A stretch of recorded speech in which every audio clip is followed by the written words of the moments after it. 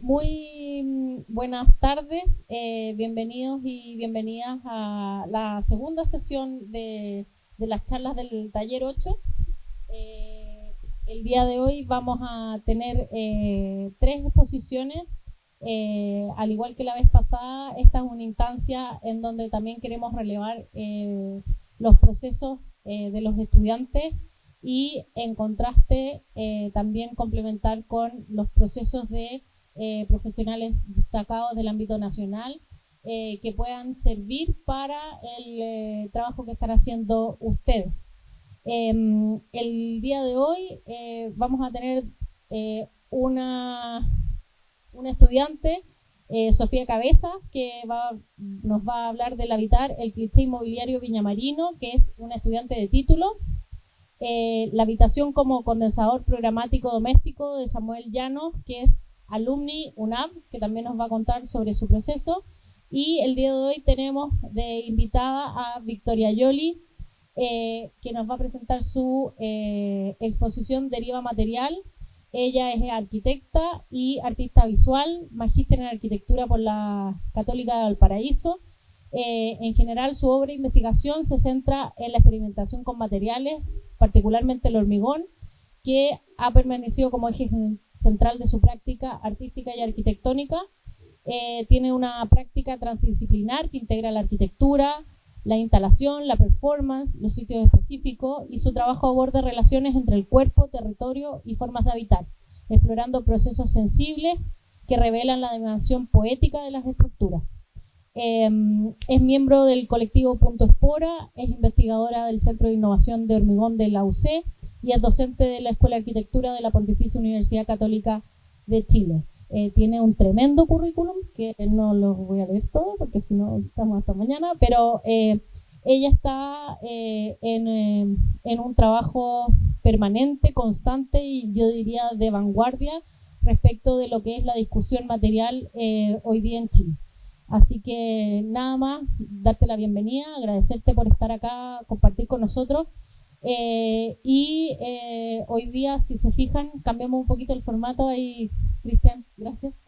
Cambiamos un poquito el formato para alejarnos de de la charla lejana y en el fondo estamos con los 2 taller 8, que son el último taller de la carrera antes del proceso de título, y la idea en el fondo que esto se convierta en una conversación, en el fondo puedan interactuar y sentirse parte de los procesos que se les van a presentar a continuación. Así que con eso dejo primero a Victoria y darle la bienvenida. Gracias. Gracias, Sole y Cristian. Feliz de estar aquí en la quinta región. Les voy a hablar hoy día de Deriva Material, que en realidad es el nombre que se me ocurre para mostrarles las últimas cosas que he hecho en los últimos 6, 7 años. Como explicó la Sole, voy a poner esto en un loop, después me encantaría que esto se transformara en realidad en una conversación más que como en una cátedra. Me gusta pensar que la definición de deriva o de derivare es desviar el curso de un río. Es decir, que las nociones permiten pensar en un cuerpo de obra que no está fijo, al menos así me gusta imaginarlo, sino que en realidad es un cuerpo de obra que se desplaza y que va abriendo un recorrido. Esta charla propone explorar cómo las distintas intervenciones migran, aún cambiando el material o el sujeto, que es la materia o el objeto a investigar. Persisten muchas veces gestos y repeticiones y no nos damos cuenta. Tiene que ver con nuestras biografías, por supuesto, con nuestras obsesiones.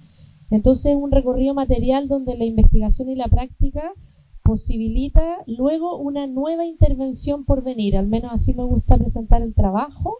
Y en ese sentido, me encantaría traer, a propósito de mirar hacia atrás y reconocer la propia deriva, la investigación de un historiador alemán que se llama Appy Warburg. Se escribe War y después Burg, como hamburguesa. Así me lo aprendí yo porque siempre lo pronunciaba mal. Bueno, ¿qué es lo que hizo Warburg? Que lo que hizo fue un trabajo de la dialéctica de las imágenes, que son lo que yo le estoy mostrando ahí. Y me interesa porque finalmente, sobre todo lo que nos dedicamos a las arquitecturas temporales, es decir, que no permanecen, las imágenes son las huellas, ¿no? Lo escrito, lo imaginado, lo pensado queda plasmado a través de las imágenes. Bueno, Warburg nace en Hamburgo en 1866, es el primogénito, es decir, el primer hijo de una familia de banqueros de origen judío, y normalmente en la historia ellos eran los que heredaban el negocio familiar, pero él renuncia a la administración de estos banqueros y decide estudiar historia del arte. Entonces le dice al hermano que viene que en realidad él le cede este puesto de administración, ¿no es cierto? Pero sí hacen un trato, y ese trato era que él pudiera comprarse todos los libros que pudiera. Entonces así llegó a coleccionar más de 60.000 volúmenes, y en 1925, esa es parte de un proyecto Warburg que estamos viendo, él funda la Biblioteca de Ciencias de la Cultura Warburg, biblioteca que en el año 1933, ante la amenaza del nacionalsocialismo y la inminente estallido de la Segunda Guerra Mundial, la trasladan a Londres, donde está hasta el día de hoy. Yo no la conozco, no he ido, pero si ustedes van en algún momento de su vida, es un imperdible. ¿Qué es lo interesante del proyecto de Warburg? Es que la biblioteca personal no estaba ordenada en orden alfabético, por ejemplo, o tampoco por secciones ordenadas por materialidad. Y eso quería traérselo a ustedes como un punto de vista, es decir, cuando todas y todos vamos, por ejemplo, a una librería a comprar un libro, generalmente los estancos están divididos, ¿no es cierto?, en arquitectura, fotografía, diseño, poesía, historia universal, filosofía, ¿no es cierto? Entonces, ¿qué es lo que hace Warburg? Que en vez de separar los libros, él inventa unos estancos que se llaman acción, orientación, palabra, imagen, y lo que él llamó o denominó la ley del buen vecino. ¿Y qué quiere decir esto? Que él pensaba que si uno ponía algunos libros al lado de otros se contaminaban, y que muchas veces los proyectos, y por eso me gusta traérselo, no están ordenados por la disciplina, sino que justamente por las posibles coincidencias o disonancias, y a eso me dedico un poco yo, a poner en relación territorio, arquitectura, arte, cine, poesía, ¿se entiende? En el fondo, tratar de no separar los ismos, que es lo que hemos hecho, digamos, las universidades, los trabajos, etcétera, que es cada vez estar más especializados en un ismo de la arquitectura, y en el fondo lo que propongo yo es justamente tratar de retroceder y poder mirar desde esta perspectiva warburgiana. Y él hizo, que después, bueno, este está en loop, ¿no? Pero antes de morir, poquitos años antes de morir, de lo que está ahí en ese primer círculo, un proyecto muy bello que él denominó el Atlas Mnemosine. Entonces, ¿qué es lo que hace él? Que abandona el discurso lineal de un libro, ¿no es cierto?, que tiene una lectura ordenada, lineal, y hace un atlas temporal con el que él aspiraba a describir entre migraciones, entre símbolos e imágenes, sin texto, de una forma anacrónica, la historia, o más bien las derivas de la historia de Occidente. Para nosotros, para ustedes, que son una generación joven, esto no es tan raro, porque en el fondo nuestros buscadores de Instagram, por ejemplo, son un gran atlas mnemosine, es decir, no hay palabra, no tienen ningún, ¿no es cierto? El algoritmo a cada uno le ordena esta especie de atlas de las imágenes, ¿no es cierto? Piensen que esto era principio de 1900, o sea, era bastante precursor, ¿no es cierto? Entonces, mientras que el atlas, quizá nosotros que no somos tan jóvenes estudiábamos con atlas, que eran en el fondo, eran atlas geográficos que ordenaban un dispositivo de conocimiento a través de los mapas, pero habían mapas, por ejemplo, de viajes y de expediciones, pero lo que hacían era, el atlas era recopilar y ordenar objetos de la misma especie, ¿ya? En cambio, la gracia, lo que hace Warburg y lo que abre, yo creo, como pensamiento, es que hace un atlas de las imágenes y lo hace una especie de herramienta o de conocimiento mediante el montaje.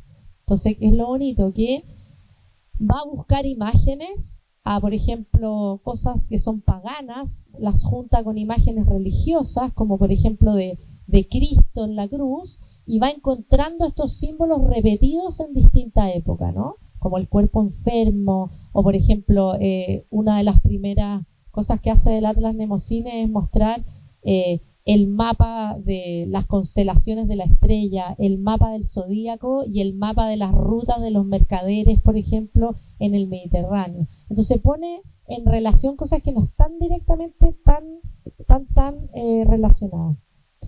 Entonces, bueno, yo quería traerles eso como dispositivo, pensando en hacer una especie de ejercicio final que tiene que ver con eso, que es percibir la historia de las imágenes a través de una ventana que nos permite comparar de una sola vez un mismo espacio y a veces más de un espacio a través de las imágenes, ¿no es cierto?, simultáneas. Entonces yo me hago la pregunta si podríamos mirar, como estamos viendo ahí el Atlas Mnemosyne, eso es una exposición donde en la Casa de la Cultura en Berlín montaron el Atlas Mnemosyne de Warwood en escala real, en escala 1:1, y se fijan que eran estos bastidores negros de tela donde él enchinchaba estas especies de láminas y iba armando este gran atlas de las imágenes. Entonces yo me pregunto si podremos mirar el acopio de trabajo realizado a la manera de un Atlas Mnemosyne, sin la lógica jerárquica ordenadas por un cronos lineal,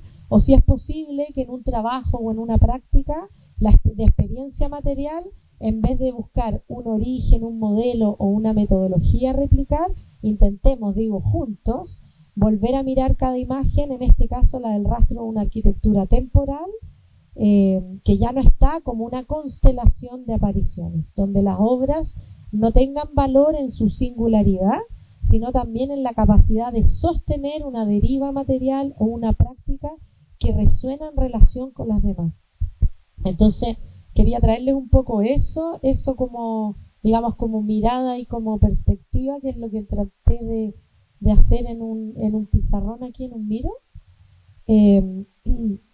Entonces, contarles, claro, voy a partir quizás con el Cronos, ¿no es cierto?, ordenado, pero me gusta que mostrarles algunos trabajos, pero y cómo esos trabajos fueron abriendo los que vienen después, ¿no? A eso me refiero, que en el fondo el trabajo, yo siempre he dicho que a mí me interesa mucho, así lo heredé de mi profe de título, que era Miguel Eiquem, que decía, tenemos que pensar con las manos, y las manos van acumulando experiencia, y probablemente en los proyectos, ¿no es cierto?, también ocurren cosas que son inesperadas. Para mí el trabajo en laboratorio también es súper importante, y finalmente el trabajo en laboratorio, más que tener una idea de escritorio preconcebida, es estar atento a los accidentes incluso, y ese accidente tratar de volverlo una posible línea de investigación, es decir, estar, los ameridianos dirían,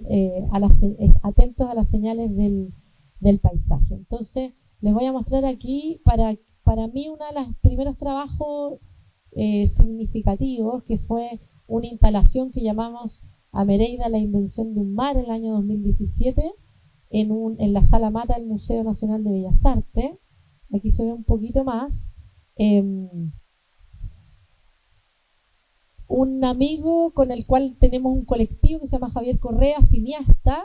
Él estaba haciendo un documental y quería saber los orígenes de la escuela, la Católica de Valparaíso, donde yo estudié arquitectura.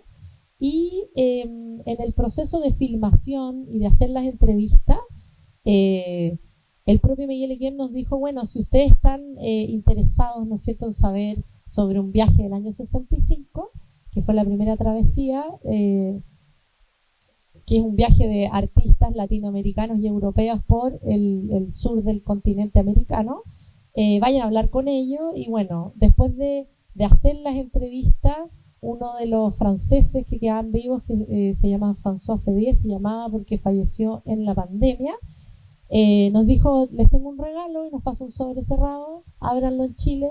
Y cuando llegamos a Chile de vuelta decía, para los archivos de la ciudad abierta, que es donde vivo y es una especie de laboratorio arquitectónico experimental. Bueno, Fédier hace este regalo, todas mis fotografías originales del viaje de Amereida. Entonces en ese momento dijimos, bueno, entre ir a dejarlo al estanco de un archivo que existía, por supuesto, el de la universidad, pensamos en hacer una instalación y poder en el fondo con esto, a propósito de ir mostrándoles con qué materiales uno va armando esta arquitectura temporal. En el fondo en este caso eran imagen, pero no queríamos meter las fotos detrás de una vitrina, entonces armamos unas especies de cuerpos habitables de papel para que esas fotos, cuando uno entrara a estos habitáculos, uno los pudiera ver, la foto como si fuera a escala real, ¿ya? Entonces, siempre tratando de trasladar esta materialidad que puede ser una imagen proyectada, pero a la escala arquitectónica. Entonces aquí trabajamos, por ejemplo, con madera, y nuestra idea era, aquí había una pared, deshojar un libro, que era el libro Amereida, homónimo, que en el fondo se armó con todos los diarios de viaje de estos participantes, de estos artistas y arquitectos. Digamos, se arma el libro como una sola voz, pero en realidad era una especie de collage, ¿no? Y habían muchas voces. Entonces nuestro trabajo primero fue leer mucho, reconocer la toponimia, es decir, el lugar donde estaban estas imágenes, y después cómo podíamos mostrarle al público a través de una instalación, en este caso con elementos prefabricados de madera, el viaje como lugar. Entonces en realidad yo siempre digo que lo que me queda de la arquitectura es que uno piensa en planta, las instalaciones. Entonces la idea era una sala totalmente pintada de negro, con una especie de puente y con todos los mapas de este viaje dibujados en la pared y la imagen, ¿no? Entonces este es un proyecto que uno podría decir, su materialidad es por un lado la memoria, ¿no es cierto?, el rescate, la imagen, por supuesto la madera y el papel, ¿no? Entonces fue muy bonito porque después de hacer la exposición, que fue muchísimo trabajo de investigación, justo antes de desmontar la exposición, yo le dije a Javier, ¿por qué no hacemos una mini acción? Nadie nos estaba viendo, la filmamos muy poquito.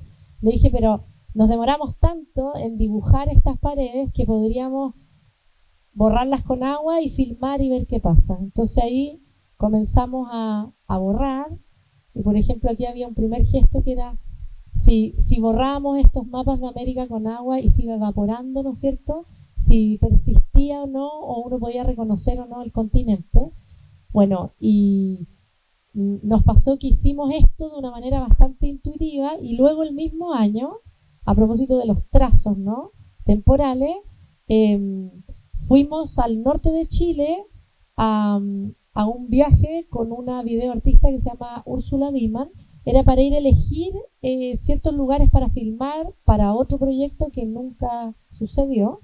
Pero lo que quiero decir con esto es que, a propósito de esta idea de los trazos, ¿no?, temporales, fuimos al Salar de Atacama, estuvimos con investigadores de la NASA, conversamos con antropólogos y con comunidades, con pueblos originarios en los geoglifos de Chukchuk, y justo cuando nos estábamos devolviendo de este viaje nos encontramos con esto. Creo que sin la invención de un mar no nos hubiéramos encontrado con esto, y esto tiene que ver con la exposición que yo acabo de cerrar la semana pasada en el Parque Cultural de Valparaíso. Por eso me gusta lo anacrónico, y es que nos encontramos de vuelta, arrendamos un auto de vuelta hacia Calama con estas mesetas gigantes que, claro, tenían una cosa monumental, hermosa y monstruosa, ¿no es cierto?, que era, si eran la duda si eran naturales o eran artificiales. Yo intenté bastante inocentemente subirme ahí a la meseta y tratar de hacer una marca, igual como estábamos haciendo estos trazos temporales. No llegué, imagínense, ni a la mitad. Era una costra de sal, y en el fondo fue la primera vez que yo me encuentro con el material de residuo industrial del litio.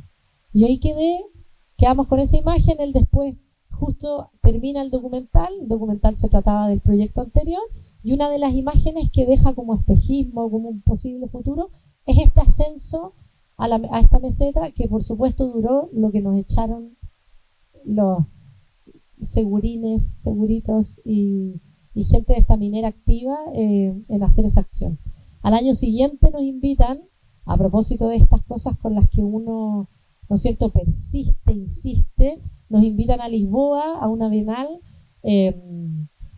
que se llama Boca, a un museo que se llama el Museo de Arte, Arquitectura y Tecnología en Lisboa, una sala bien impresionante, una sala oval. Fíjense que esta es la sala, hicimos una escena, ahí está el público, ahí en la orilla. Y bueno, aquí se cumplían los 500 años de el viaje de Magallanes, ¿no es cierto? Entonces nos involucraba, y lo que quisimos hacer fue dos cosas. Uno, a propósito también del viaje como lugar, trabajar en Ritoque, en la ciudad abierta donde yo tengo el taller y bueno, vivo ahí. Yo estaba pensando en cómo trasladar a Lisboa un trazo americano, es decir, que tuviera atrapar un tiempo en ese trazo, que no fuera solo hecho allá. Entonces yo fui trabajando con unos materiales y unos pigmentos para hacer en Lisboa unos continentes. Fíjense la escala, siempre pensando como el continente y la escala del cuerpo. Y lo que hicimos fue invitar a estudiantes de música y de arte y arquitectura, y en esta sala pusimos los continentes, empapelamos, y lo que hicimos en vivo fue trazar la ruta de Magallanes. Y luego estas estudiantes sacaban el papel, esto fue justo antes de la pandemia, y colgaban estas especies de territorios y se veían, ¿no es cierto?, los continentes, tenía proyecciones. Bueno, voy a seguir un poco de largo, solo quiero traerles instancias, materialidades, ¿no es cierto?, temas. Entonces, en el fondo, historia, papel, pigmento, el trazo. Luego, aquí entre medio pasó la pandemia, justo se termina la pandemia y yo inauguro un sitio específico. ¿Alguien sabe más o menos qué es un sitio específico o no? ¿No? ¿Qué se imaginan?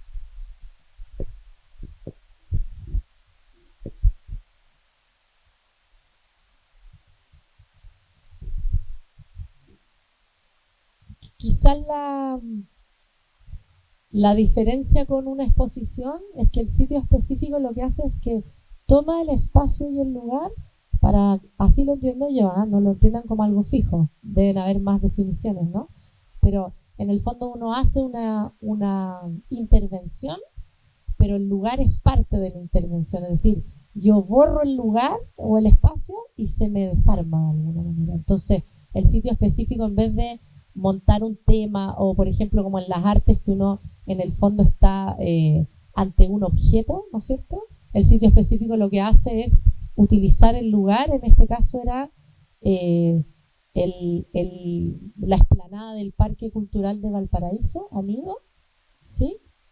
Entonces, en el fondo, yo lo que hice fue hacer una excavación primero en la tierra, un círculo, la mitad de una esfera. Se fijan que ahí hay se ve como una caja, y metí un parlante ahí, y hice una rampa de acceso que tenía 15 metros de largo, y lo que quería construir era un artefacto. Entonces el artefacto era, también a propósito de materialidades, hormigón, pero un hormigón que fuera sumamente delgado, tenía 12 milímetros de espesor, era prefabricado y no tenía juntas estructurales. Entonces lo que quería hacer era una instalación, un sitio específico que era una esfera. Aquí está en el taller la mitad hormigón, o sea, mitad piedra, ¿no es cierto?, mitad tierra, que la otra mitad era la excavación aquí en el parque.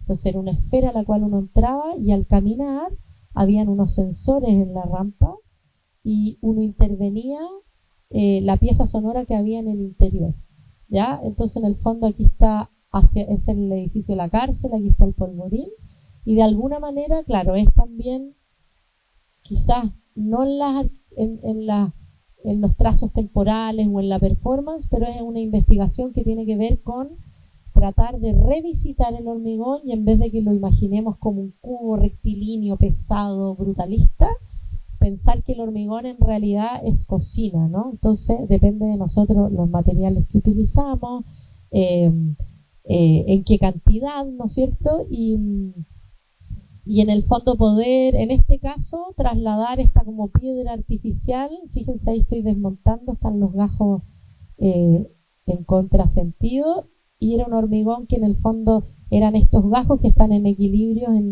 apoyados en una esfera metálica, bueno, una especie de lucarna óculo. Y aquí sí, quizás a propósito de las derivas, trabajé con el pigmento, entonces por dentro era una esfera que tenía un color rojizo, quizás un poco aludiendo a lo cavernario, ¿no es cierto? Piensen que el interior era tierra y se marcaba el sol en las paredes. Y por fuera, ahí está el moldaje, después si tienen dudas o podemos conversar de cosas quizás más técnicas, estos son hormigones que no tienen enferradura, sino que tienen en reemplazo en su interior una malla tejida de fibra de vidrio. Entonces en el fondo se trataba de tratar de construir esta esfera mitad tierra, mitad hormigón. Trabajo hace un tiempo a raíz del título y aquí les muestro un poco la deriva de Marga hacia acá. Esto es un edificio que hicimos para una biblioteca en la Ciudad Abierta y que gracias quizás a esa primera investigación pudimos hacer estas especies de cielos cúpulas, ¿no? Y se fijan que aquí hay un hormigón que en realidad alude más a lo blando, y eso es porque los moldajes con los que construimos estas columnas, estos muros o estas especies de cúpulas es porque están hechos con geotextil, es decir, utilizamos una tela para recibir al hormigón, ¿ya? Entonces tiene que ver también con tratar de abrir el imaginario del hormigón y pensar que el hormigón toma la forma de lo que nosotros construyamos como su encofrado, ¿no es cierto? Y luego, bueno, estoy cronológicamente hablando aquí, este es un proyecto que hice al año siguiente, el 2022, después de Marga, también en el Parque Cultural de Valparaíso, pero esta vez ya en el interior de la Sala de Artes Visuales, y se trataba quizás de un rescate y probablemente este proyecto no lo habría hecho si no hubiese iniciado ¿no? Que era el del viaje de estos primeros fundadores de la escuela. Me interesaba después de la pandemia hacer un proyecto, ahí nos conocimos con la Sole, yo creo, con perspectiva de género, es decir, este proyecto, ¿no es cierto?, donde siempre se habla de la academia, bueno, siempre se habla de la vida, el trabajo, el estudio en la Ciudad Abierta, pero la dimensión de la vida siempre dejada un poco, no de lado, pero no escrita, no nombrada. Entonces lo que hago aquí es entrevistar a 10 mujeres que vivieron en la Ciudad Abierta durante los primeros 20 años, entre el año 70 y 90, que justo coincide con el inicio de la dictadura y el final, ¿no? Entonces, bueno, las entrevisto, construyo estos muebles que son una cita al italiano Enzo Mari, no sé si lo conocen, pero también tiene esa belleza, ¿no es cierto?, a propósito de las citas de democratizar el diseño, ¿no? Y una de las primeras construcciones de la Ciudad Abierta antes de hacer proyectos, talleres de título, etcétera, una especie como de instalación de faena o de protoarquitectura, fue un iglú de Totora. Entonces, a propósito de las derivas, yo tomo un poco la geometría de esta esfera, ¿no? La rehago para poder hacer ahora esta especie de habitáculo o de domo, pero tejido en totora. Entonces trabajo con un artesano que teje, por supuesto, la totora y tratamos de diseñar estas especies de telares, ¿no? Pero con esta forma de sección variable. Adentro tenían fotografías y un audio. Y este es un proyecto que en el fondo rescata, de alguna manera, es la construcción de un archivo. A pesar de que, claro, hay imagen, hay totora, hay madera, ¿no? Pero es para traerle en el fondo con lo que uno empieza a trabajar. Yo diría que este proyecto, lo que yo trataba de hacer era, al escuchar a estas mujeres fundadoras, ¿no es cierto?, que cómo esa dimensión de la vida, del cuidado, incluso de lo doméstico, yo lo podía no reducir a ¿cómo decirlo? Como a, quizás es muy brutal decir a la cocina, ¿no? Pero es decir, cómo poder trasladar desde el punto de vista de la instalación lo doméstico a una escala arquitectónica. Y ese fue un poquito todo el trabajo, ¿no? Es decir, ocupar estas arquitecturas blandas, por ejemplo, la primera vez, si bien había trabajado con textil antes para el hormigón, nunca había utilizado el textil como perímetro. Y yo creo que eso me lo dio el hablar con ellas, ¿no?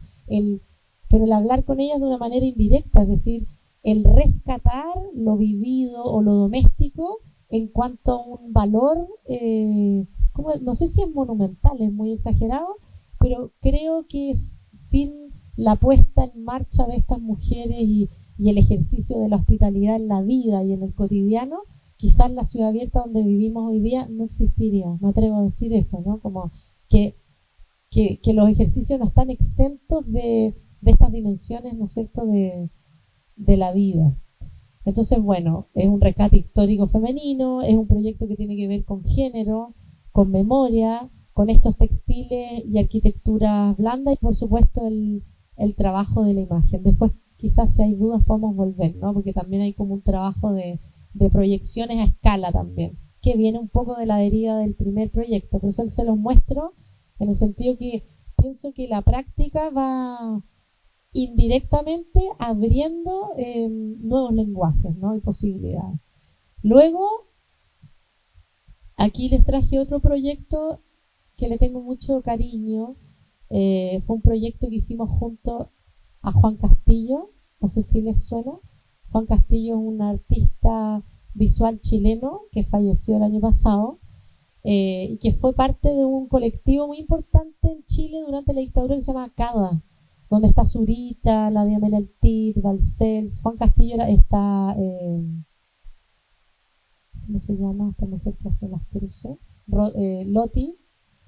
Bueno, lo pueden buscar. Esa frase, ¿no es cierto?, que se ocupaba no más, bueno, viene de este colectivo. Yo creo que ha quedado como en nuestra heredad o nuestro inconsciente, ¿no? Como lo que ellos fueron abriendo. Fue muy bonito porque yo a Juan en realidad lo conocí así, de esta manera, como de modo híbrido, durante la pandemia, y cuando se acabó, él vivía en una zona rural que se llama Svedje, en Suecia, y trabajaba también, yo diría, con textiles, con escritura, entonces teníamos cosas en común. Nos hizo el link un arquitecto que se dedicó también a las artes visuales, que se llamaba Juan Pablo Langlois. ¿Y qué es lo que hicimos con Juan? En el fondo teníamos 3 lugares para exponer: Valparaíso, el MAM de Chiloé y el MAC de Quinta Normal, que esta es la imagen de la instalación final. Y lo que hicimos fue un viaje, en realidad. Nos fuimos con materiales en una camioneta, no teníamos mucho itinerario fijo, pero queríamos ir a lugares escribiendo juntos, a hacer estas especies de lámparas o de instalaciones, siempre a la misma hora, pero en distintos meridianos, podríamos decir. Entonces, por ejemplo, aquí estamos en una reserva indígena que se llama Mapulahual, muy bella, cerca de Caleta Cóndor. Es bonito, digo, importante conocer estos territorios chilenos, cerca como de Frutillar a la costa, y lo que íbamos haciendo en el fondo era, poníamos un tubo fluorescente a propósito de trabajar con luz, yo no lo había hecho antes, los textiles, escribíamos una frase, y lo que hacíamos era dejar esta especie de lámpara, es decir, uno estaba interviniendo el territorio, pero después se iba la luz y quedaba esta especie de objeto iluminado. Aquí estamos, por ejemplo, en Talca, y hacíamos el mismo ejercicio. En Chiloé también. Aquí estamos en Queule, que era un lugar como un asentamiento de pescadores cerca de Temuco, a la costa. Y luego lo que hicimos fue tratar, a propósito de la arquitectura y los montajes, de dialogar con el edificio. Estábamos en un edificio patrimonial, entonces lo que hicimos fue poner en algunos casos imágenes y en otros monitores de estas intervenciones. Aquí se ve este mobiliario con estas imágenes. Llevamos las telas que habíamos utilizado en cada uno de los lugares, y se fijan que aquí el edificio tiene una lucarna en el cielo, entonces como una especie de guiño al edificio. Yo hice el levantamiento de esa superficie, la llevo al suelo, y lo que hago es, en el fondo, hacer una especie de mapa, no ordenado norte-sur, sino que ordenado por los distintos territorios donde nosotros hicimos las intervenciones. Aquí se nota bastante poquito, pero tenían todas las coordenadas y tú podías ir reconociendo el lugar exacto donde se hicieron las intervenciones, Esto también es hormigón, y en ese sentido era como llevar un poco quizás al extremo Marga, ¿no? Es como hasta dónde podemos llevar el hormigón al mínimo espesor, y en este caso, claro, quizás desde el punto de vista de la experimentación material, uno necesita no solo el material y la técnica, sino que la forma resistente, es decir, es la curva y la contracurva la que me permite tener eso, digamos, sin que se me quiebre. Si yo hubiese hecho esa misma superficie en hormigón con ese pequeño espesor de 5 milímetros totalmente plano, tomo la pieza y se me quiebra, ¿no? Entonces, a propósito de, claro, distintas intervenciones, pero también avances materiales. El 2023-24 me invitaron a participar en un lugar que se llama la Galería del Diseño en el Centro Cultural La Moneda en Santiago. Y aquí quizá, claro, nunca había estado detrás de una vitrina, era difícil, entonces había que inventar una especie de objetos, ¿no? Esto sí lo nombramos piedra blanda a propósito de justamente esto de acercar el hormigón a su condición fluida, ¿no? Que tienen que pensar que el hormigón al principio es un fluido, pero después, evidentemente, claro, cuando lo vemos así, ¿no es cierto? Se nos olvida cómo era, ¿no?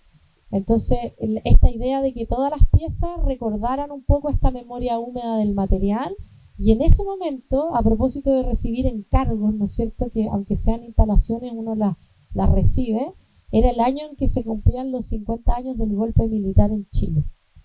Entonces yo dije, ¿cómo voy a hacer una exposición que no tenga nada que ver con este hito que no es menor, ¿no? Entonces, ¿qué es lo que hice? Una vecina tenía una balaustra original de La Moneda que fue bombardeada en el 73 de madera. La balaustra es como elemento ornamental que tiene la fachada de La Moneda arriba, y que claro, uno la ve súper pequeña. Yo pongo esta foto para que se den cuenta como de la escala, ¿no es cierto? Que uno está acostumbrado a verlo en barandas, ¿no es cierto?, en el borde costero. Bueno, en La Moneda, estas eran las originales, son del año 53, están hechas en madera, pero fueron bombardeadas en el 73 y se rescataron algunas, ¿no? Yo entiendo que las actuales son ya las, digamos, son de otro material. Pienso que incluso son de fibra de vidrio, están estucadas, etcétera.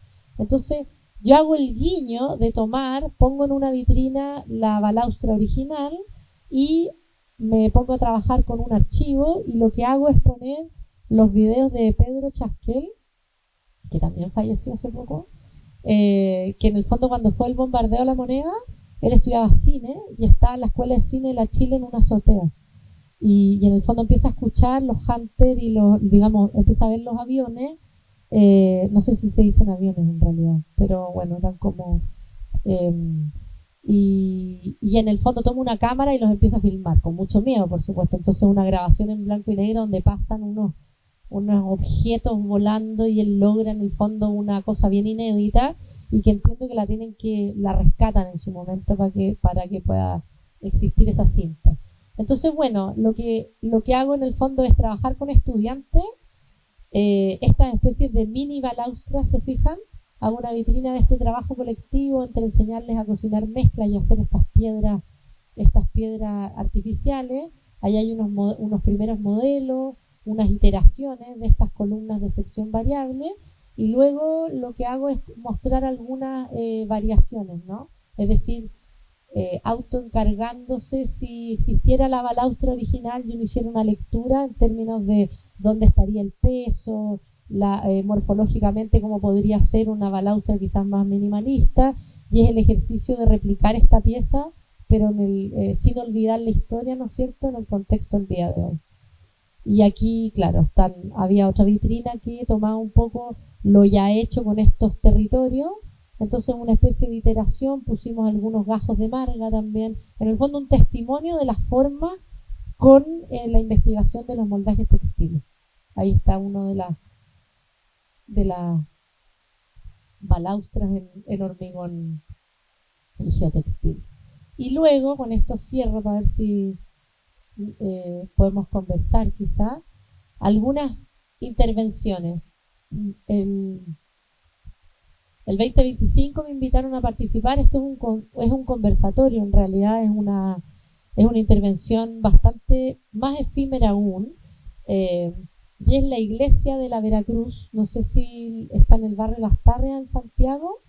Fue una de las iglesias quemadas en el estallido y es bien impresionante la pátina que quedó adentro, también, bueno, el testimonio de esa época, de todo lo que nos pasó y nos transformó. Entonces, bueno, se hizo un conversatorio en torno a la ruina de arquitectos, historiadores, antropólogos, y a mí me invitaron a hacer una intervención y yo lo que hice fue tomar estas telas que tenía del cuerpo, del proyecto del cuerpo ausente, y yo decía, ¿cómo intervengo una iglesia que tenga la escala arquitectónica, pero que al mismo tiempo tenga un cierto cuidado, en el sentido de que no es llegar a intervenir un edificio que está herido, quemado, no resiste mucho? Me parecía un poco, no sé si violento, pero extremo tapar el altar. Entonces, a pesar de yo diría como de la generosidad del párroco en ese momento, que nos dejó transformar una iglesia que está activa, que tiene ritos en misa, la transformamos en una mesa completa, intervenimos y bueno, hicimos unas proyecciones. Esto tenía que ver con el cuidado de lo frágil, podría decir yo, y después averigüé muy bonito que en la historia paleocristiana a las telas les llamaban palio, que tiene la misma raíz que paliativo, ¿no? Que paliativo es cuando estamos cuidando a alguien y ya no hay remedio, no hay cura. Entonces, bueno, esta misma raíz compartida y digamos, la escena temporal de significar o de marcar un lugar a través de los textiles. Voy a avanzar. Vamos a saltar eso. Y que podría decir que a pesar de que fue el 2025 y luego el 2026 son digamos parte de la última investigación. Esta es una invitación que nos hicieron a un museo que se llama la Galería Nacional Sakieta en Varsovia. Yo ya estaba trabajando para esta muestra que reciente del Parque Cultural de Valparaíso. Entonces, claro, era una invitación, teníamos 7 meses para hacer una instalación audiovisual y hablamos con los curadores polacos y les proponemos en el fondo esta investigación en curso, que es en el fondo el trabajo con los residuos industriales, que es, ¿no es cierto?, un poco ese bicho que queda en el año 2017, como de poder trabajar, si podemos considerar los residuos industriales como un material o no, o podemos habitar los lugares, medirlos, etcétera. Entonces, bueno, en ese momento, después de las mesetas del litio, yo siempre pensé en volver al norte y hacer un proyecto y viajar y trabajar con el litio, ¿no? Y luego de pensar un tiempo, bueno, dije, ¿por qué no averiguar cuál podría ser un residuo industrial que esté en nuestra región, ¿no? Yo vivo muy cerca estoy en Quintero, y entre Quintero y Puchuncaví y Ventana es una zona de sacrificio. Entonces, bueno, me pongo un poco a merodear primero y a investigar el escorial de la división Codelco-Ventanas en Puchuncaví, que es esta especie de montaña negra que está ahí atrás. Piensen que la escoria es todo el material que se bota, se descarta de la extracción del cobre. Es decir, cada vez que se produce 1 tonelada de cobre, se producen 3 toneladas de esta escoria. La escoria es una piedra negra que en el fondo, piensen que hay distintas maneras de extraer el cobre, por supuesto. Esta es por fundición. Entonces hace que tú puedas trabajar con esa escoria y que no sea, digamos, tóxico la manipulación. Y queda una piedra negra que es silicato de hierro. Y claro, como yo estoy bastante acostumbrada a reimaginar el hormigón, yo empecé a preguntarme si podíamos reemplazar las piedras naturales que utilizamos en el hormigón por estas piedras artificiales, ¿no? Piensen que, no sé si ustedes han visto, por ejemplo, la obsidiana, que es un cuarzo negro. Bueno, la obsidiana también es una nueva piedra que se produce por fundición, por supuesto que por ejemplo por erupciones volcánicas, pero nosotros que también tenemos en nuestro territorio muchos volcanes, hay escorias naturales, ¿no? Que son estos silicatos de hierro, pero no hechos a través de manera artificial, digamos, por el ser humano. Entonces aquí en Polonia lo que hacemos es toda una instalación audiovisual del estudio de campo que fue ir a Puchuncaví Ventana y luego finalmente en el Parque Cultural de Valparaíso, que yo recibí a estudiantes de aquí, no sé si alguno, sí, estuvo muy bonito, creo que son estos. Estas imágenes, bueno, insisto, el textil, el perímetro, ¿no es cierto? Este perímetro, esta escala arquitectónica, pensando en que uno entraba en una especie de laberintos de textiles, la tintura ahora en monocromo a propósito de la escoria y el descarte, el color y el descarte del cobre. Aquí puse unas especies como de Vía Crucis, unos poemas con letras de golpe en cobre. Y luego, claro, lo que me interesaba, que de alguna manera en Polonia no pudimos hacer, es el proceso de la metamorfosis. Es decir, había también montado un mini laboratorio para poder mostrar todos los materiales que utilicé para poder hacer, y aquí de nuevo esta cosa, este hormigón blando, esta cosa topográfica que en el fondo era llevar una pieza, una cáscara que no nos cabía, la tuve que meter por la ventana. Tiene 3 metros de diámetro, y un poco como todo este trabajo de poder, que quizás nace en Atacama años atrás, de poder insistir, trabajar con los geotextiles y tratar de desdibujar, ¿no es cierto?, la imagen del hormigón y del cubo, y poder trabajar también sin enfierradura, con fibras tejidas mallas tejidas de fibra de vidrio, y el poder también imaginar que a partir de un material que uno podría considerar el término de un proceso, imaginarnos nosotros, y por eso soy optimista en ese sentido, imaginar en ustedes, que son las y los arquitectos del futuro, ¿no es cierto? Sí, Chile, que es un país minero, que tenemos ¿cómo decirlo?, una condición, no vamos a dejar de serlo, ¿no es cierto? Si podemos en el fondo incorporar estos materiales o esta materia liminal, imagínense que la escoria, el sinónimo es basura, ¿no?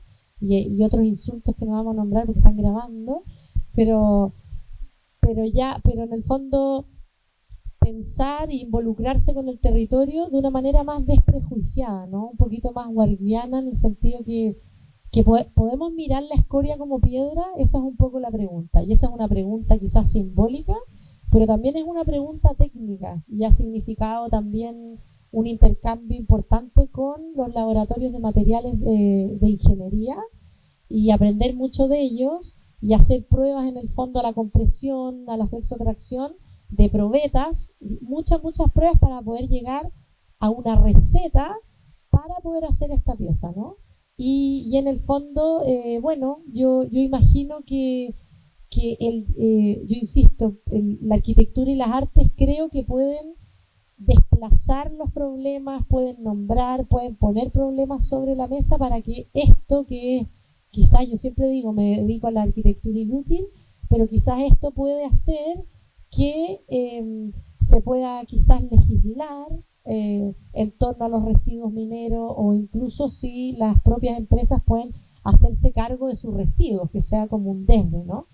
Y hace muy poquito tuvimos la buena noticia, porque uno pone a prueba con esto, ¿no? Es una cosa empírica también, que ya se permite, por supuesto con todos los resguardos, porque tienen que pensar también, cuando uno se pone a investigar, esto tiene una parte quizás simbólica, poética, pero tampoco se trata de estetizar los relaves mineros, ¿no? O sea, también tener conciencia de que en Chile, por ejemplo, hoy día actualmente existen 827 lugares de depósitos de residuos mineros a lo largo de todo nuestro territorio, es decir, no solo en nuestra quinta región. Los relaves son distintos que la escoria, y por supuesto que es un mar, es decir, Hay relaves que son sumamente tóxicos y son más bien líquidos y están en tranques, hay otros que son medianos, otros que se pueden manipular y bueno, pero tarea nuestra, digamos, así como yo siempre digo una frase de un historiador que me gusta mucho, que se llama Adrian Forty, que es un historiador de la arquitectura y ha investigado mucho sobre el hormigón, hay bellos libros de él, Concrete and Culture, por ejemplo, y él lo que dice es que los materiales, y en este caso el hormigón, que es un material, no es un monomaterial, sino que es cocina, ¿no? Yo por eso siempre digo hermano del pan, es un material inventado, y cada época ha inventado el material, y así como nosotros conocemos, ¿no es cierto?, el hormigón modernista, bueno, a lo mejor a ustedes les toca el hormigón con residuos, ¿no? O el transformar los pasivos industriales en un nuevo ciclo, ¿no es cierto?, economía circular y esa, ¿cómo decir?, esa perspectiva, cuando nosotros estudiábamos, no era algo tan instalado en el sentido de que estamos en un lugar finito, o si, por supuesto, si estamos interviniendo el salar de Atacama, eso tiene repercusiones no solo en el territorio directo, sino que a nivel planetario, ¿no? Entonces un poco traerles a ustedes esta deriva y cerrar solo para conversar con estas imágenes que esto me gusta mucho, pensar que esa anacronía de Warburg, ¿no? Que lo que hacemos años atrás permite lo que viene hacia adelante, que quizá la ruina de una performance como un papel arrugado, un territorio, después se transforma en el hormigón como papel, o claro, las derivas de insistir en hacer mapas, los trazos, luego los trazos en el territorio. Me gusta pensar mucho que no somos tan conscientes, pero que sin duda la experiencia práctica y el estar cerca de los materiales permite eso, ¿no? Como aprender, construir y bueno, y derivar, ¿no? Como probablemente sin esa invitación a una instalación que era audiovisual, no hubiese madurado la instalación aquí en Valparaíso. Entonces traerles un poco esas insistencias, ¿no? Quizás la imagen en el papel era vecina de la imagen en la iglesia quemada, ¿no? Como la imagen y su escala arquitectónica. Entonces, entender las cosas quizás no tan ordenadas como linealmente o progresivamente, sino que proyectos que van decantando unos a otros. Eso, muchas gracias.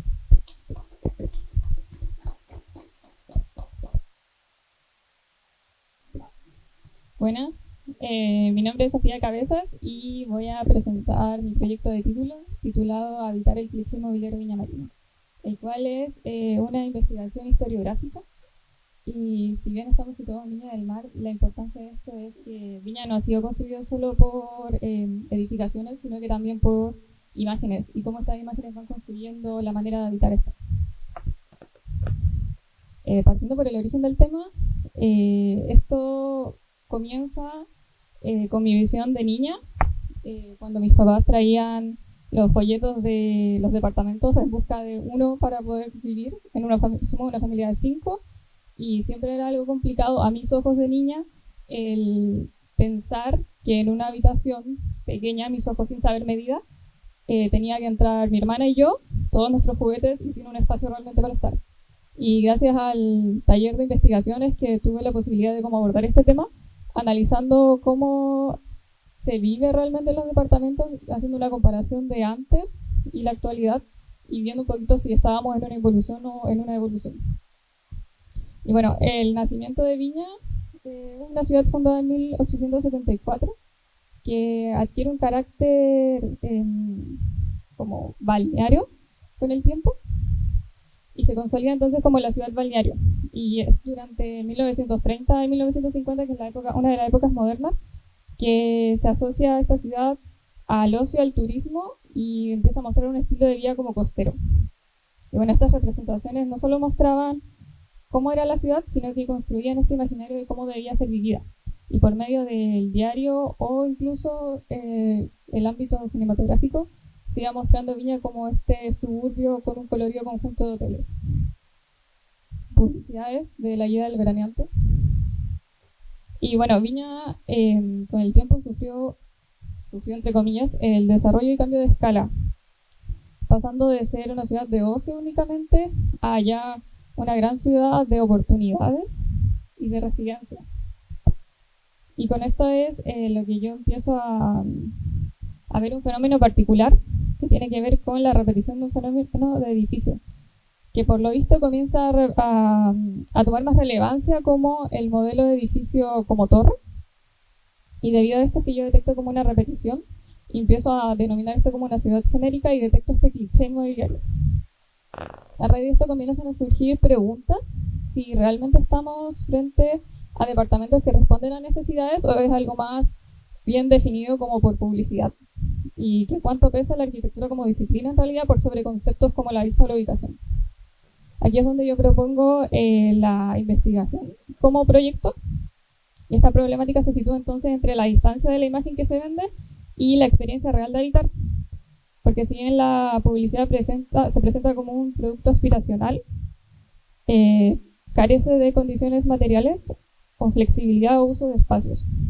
Entonces esto permite plantear que la arquitectura comienza a responder más a una lógica de representación que a una lógica real de uso. Y yo divido esto en dos etapas, partiendo por el cliché, partiendo al revés. Si vienes a habitar el cliché, parto primero entendiendo qué es el cliché y cómo se compone, para después poder pasar al habitar. Y en la etapa 1, entonces nace la pregunta de cómo se construye un cliché inmobiliario Viña Marina. Y para esto hago una recopilación de publicidades desde 1962 hasta la actualidad y proyectos futuros también, para poder un poquito mapear y entender cómo ha sido esta evolución. Genera esta taxonomía evolutiva que justamente lo sigue cronológicamente y analiza tanto la imagen como el lenguaje de las publicidades.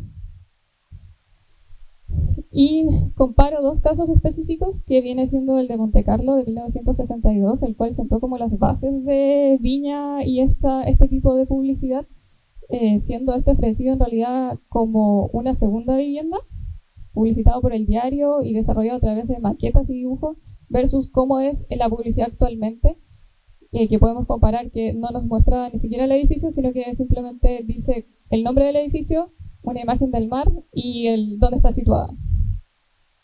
Para eso entro más en profundidad a este caso, que lo tomo como caso de estudio, porque no puedo simplemente analizar solo la primera foto que es la portada, entonces empiezo a hacer un análisis de hoja por hoja, porque esto es un brochure. Este es el formato actual, un brochure. Pasamos de un espacio en el diario, por ejemplo, a algo ya que puede ser digital o tangible, pero que requiere de muchas hojas. Empiezo a detectar leyes, el uso de los renders, el uso de imágenes, que yo creería que son de Viña del Mar. Sin embargo, a la hora de rastrearlas, me encuentro con el origen, los años originales, y las veces que se ha utilizado de manera digital. Y esto es solo digital, ni siquiera puedo mapear las físicas. Y esto es en todos los países que se ha utilizado la imagen y por los motivos, las temáticas, siendo Chile el único que lo ocupó para representar un edificio. Mismo caso, otra imagen del brochure. Y los títulos con los que uno los puede buscar, que uno es: el agua se estrelló contra las rocas, pero aquí te lo presentan como vive en costa mar. Nuevamente todas las veces utilizado, y de nuevo que Chile sigue siendo el único que lo utiliza como para mostrar un edificio. Y me encuentro con una letra pequeña, que es la ley 19.496, que es básicamente la ley de la publicidad falsa.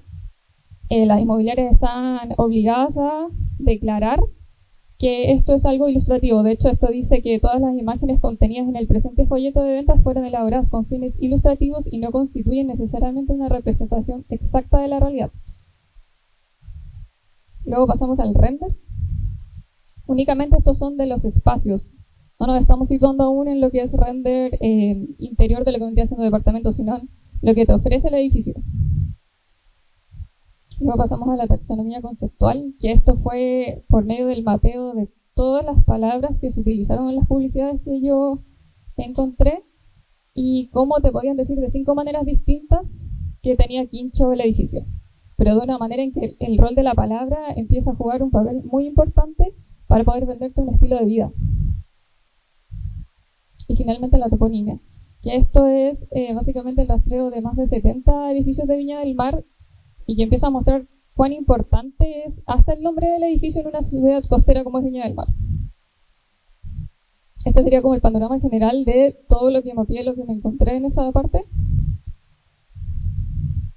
Y fenómenos identificados como lo fue la venta en blanco o la venta en verde, que si bien la venta en verde se ha hecho desde mucho tiempo, de hecho el Monte Carlo fue en venta en verde, la desaparición de la autoría de nuestro rol como arquitectos, como hoy en día ya prácticamente no interesa quién hizo el edificio, la ley, como ya mencioné, y los que yo denomino los componentes de este cliché, que vienen siendo espacios indoor o outdoor, como piscina, o interiores, como lo son la sala gourmet. Las terminaciones, que es algo que se utilizó demasiado en cada publicidad. Siempre se habla de las finas terminaciones, pero nadie sabe qué son las finas terminaciones. La ubicación, como cumple un rol muy importante, y las vistas. Yo determiné que estos dos, tanto la ubicación como las vistas, son lo más importante a la hora de publicitar un edificio. Y como salida proyectual, hice un ejercicio con personas ajenas a la disciplina. Los hice construir sus propios edificios a partir de imágenes, y fue como un reforzamiento de esto del argumento de cómo está tan instaurado en la mente de las personas, por ejemplo, el imaginario de Viña del Mar, que ellos mismos, los nombres que le daban al edificio podían ser perfectamente un edificio que existe. Y con esto paso a la etapa 2, siendo necesaria para poder comparar un poquito de lo que me publicitan con lo existente. Y es aquí donde utilizo la misma planta que da la publicidad. Utilizo la planta como herramienta también para poder comparar esto y ahondar un poquito más. Y me encuentro con algo que no esperaba, que es la desaparición de la publicidad. Es un fenómeno que se puede entender porque la gente que actualmente tiene sus publicidades de manera digital puede dejar de pagar la página por un tema de costos, ya no existe. La única huella que queda realmente es en el diario. Y hoy en día tal vez hay publicidad que no sale en el diario, pero ahora existe la huella digital. Puede recuperarse de cierta manera, pero es este fenómeno de que ya lo vendí, cumplió mi objetivo y desaparece totalmente.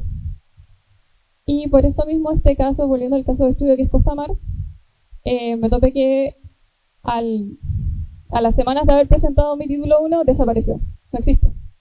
Pero curiosamente ocurre un fenómeno que al mes, en 2026, aparece otro edificio que es Vistamar, de la misma inmobiliaria, y reutiliza las plantas del proyecto anterior. Si bien es un proyecto que no se ha construido Costamar, existe el espacio físico donde se va a construir, pero ya al lado existe un terreno que ya te dice visite piloto Vistamar y reutiliza las mismas plantas, solo que les hizo un mirror a cada una. O le agregó algún ornamento de decoración.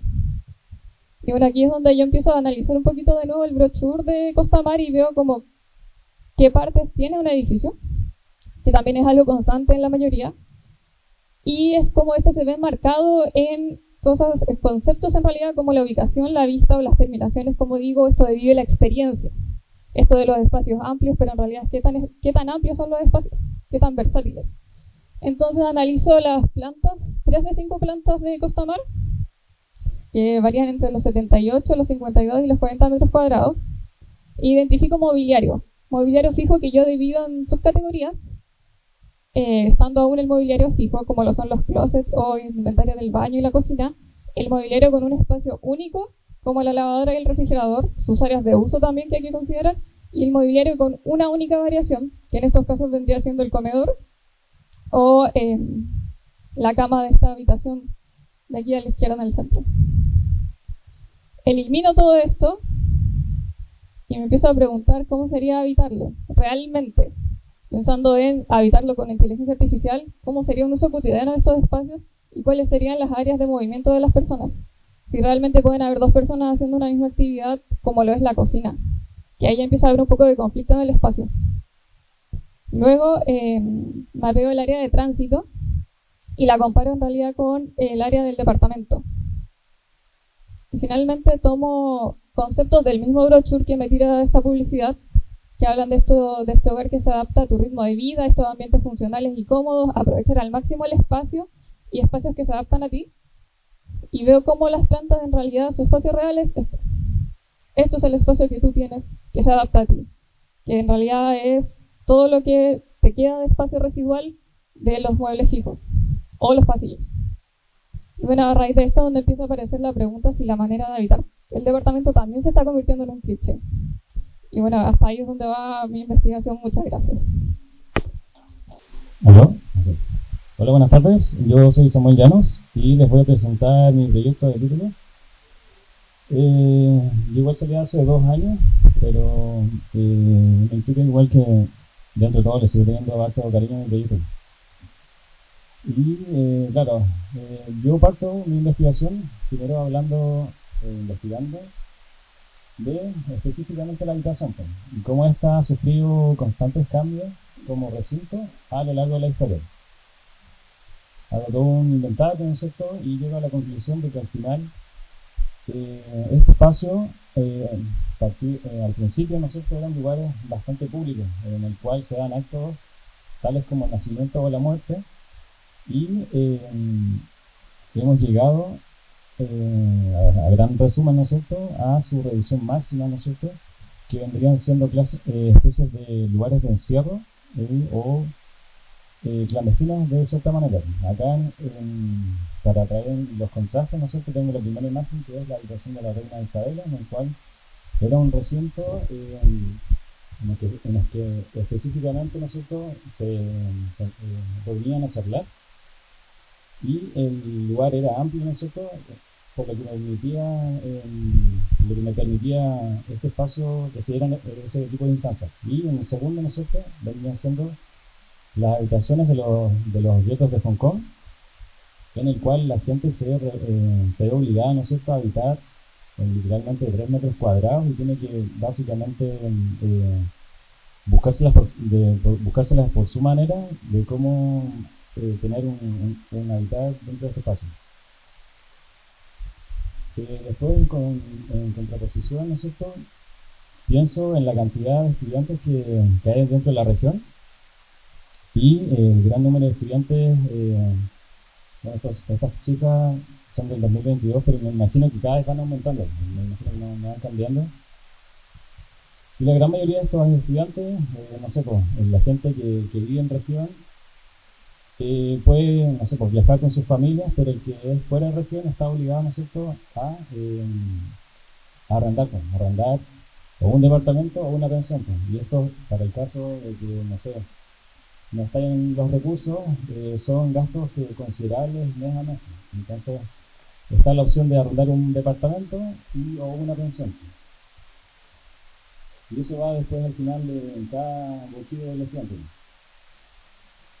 Acá tenemos, por ejemplo, el caso de una pensión en Valparaíso, en el cual contempla como, no sé, el mobiliario básico, que vendrá siendo un escritorio y una cama, y más encima la cama está dentro de un segundo nivel.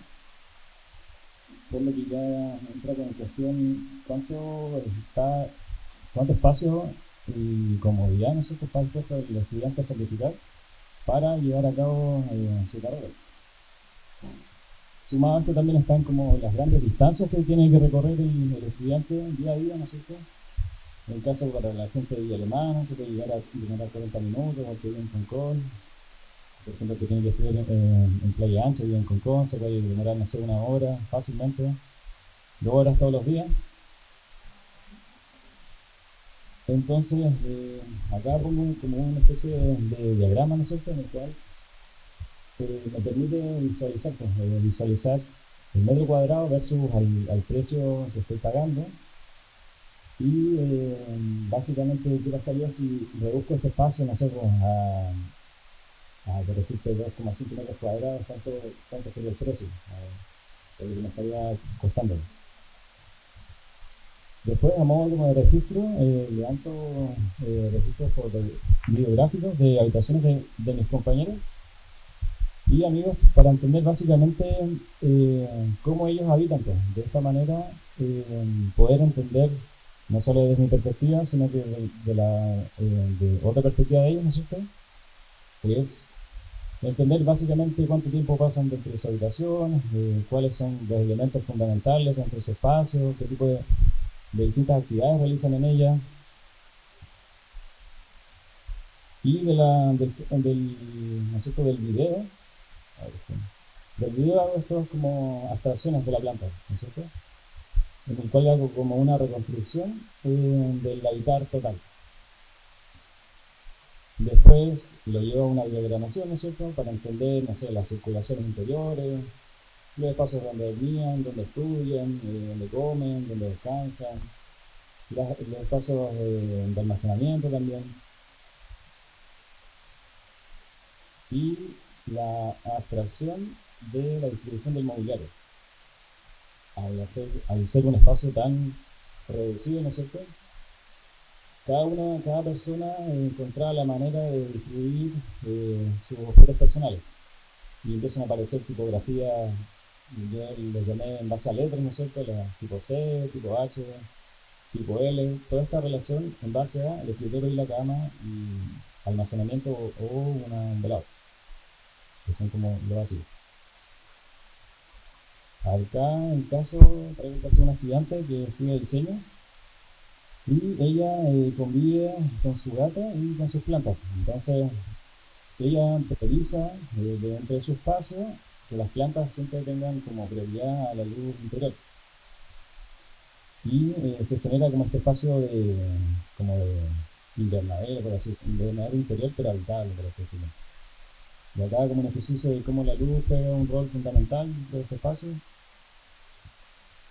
Acá otro caso de un estudiante que vive en la casa de su patio, tiene un taller, ¿no es cierto?, y este espacio era exclusivamente para el estudio y por lo tanto no poseía ningún vano, pero sí, o sea, ningún vano como de poder saber lo que pasaba adentro, pero sí como este vano exclusivamente como iluminación, que le da de cierta manera una privacidad y lo limitaba o como lo resguardaba, ¿no es cierto?, de cualquier distracción externa.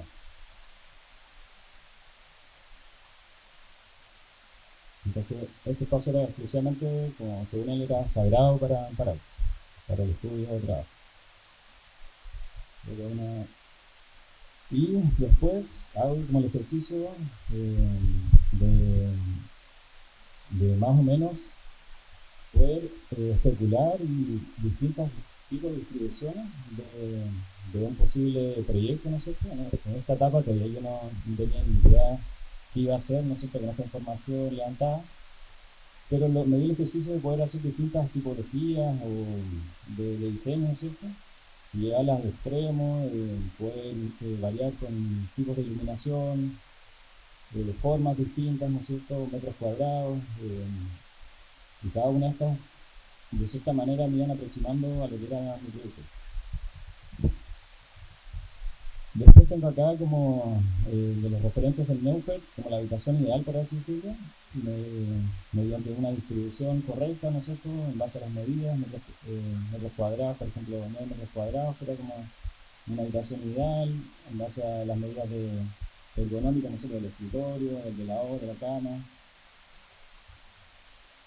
Y en su contraposición, en este caso, ¿no es cierto?, en Valparaíso, que ya está casi lo más limitado que yo he visto, que era como el escritorio, la cama sobre el escritorio, ¿no es cierto?, y era de 4,6 metros cuadrados.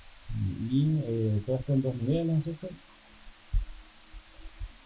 Entonces hago como también ejercicio especulativo, que qué pasa si, no sé, trato de reducir lo más posible este espacio, con qué me puedo encontrar, ¿no es cierto?, qué cosas puedo seguir restando y qué me está quitando, no sé, metros cuadrados dentro de un espacio que no hay, ¿no es cierto? Entonces empiezo a reducir el pasillo, analizo cuál es el objetivo de la puerta, si es necesaria una puerta que esté siempre ahí, si me ocupa espacio o no. ¿Qué pasa si replanteo el uso del muro? ¿No es cierto? ¿Qué pasa si al final no es un muro estructural, sino que es un muro habitable, o en este caso vendría siendo un muro de almacenamiento? Y al final me quedo un espacio, ¿no es cierto?, en donde trato de juntar todos los ritos que se llevan a cabo dentro de la habitación en uno solo, y condensarlos, ¿no es cierto?, en 3,9 metros cuadrados, que es lo que me quedaría con este espacio libre, para así decirlo. Entonces salen las cuestionantes como cuál es el espacio mínimo que necesita un estudiante o cuánto espacio realmente tengo dentro de la habitación, cómo puedo generar amplitud dentro de un espacio reducido, cómo influye la iluminación en la percepción de un espacio también. Entonces, para poder responder estas cuestionantes, llevo a cabo una maqueta 1 a 1, desde la maqueta que me planteé, y llevar a cabo distintos ritos o actos del estudiante, a modo como también performático, y entender qué realmente se puede hacer dentro de este espacio tan reducido.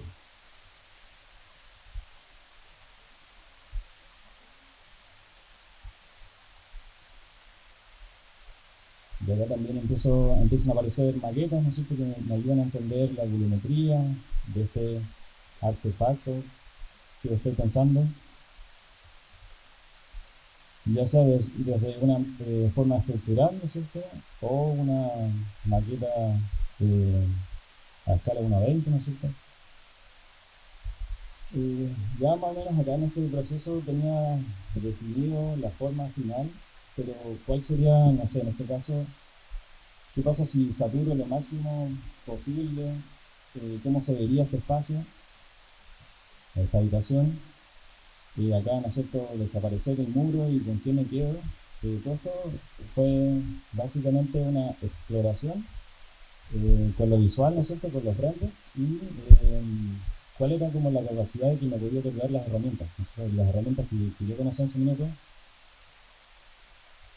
y que me permitían visualizar y todo lo que te pueden ofrecer. También hice distintas pruebas de iluminación, de cómo jugaría el rol la iluminación dentro de este espacio, acá ya pensando en la agrupación de estos módulos habitacionales, ¿no es cierto?, cómo sería una agrupación en 2 pisos, ya pensando en más de un solo estudiante, sino que serían en este caso 6 estudiantes. Y también cómo juega el rol del color dentro del proyecto, cómo puede influir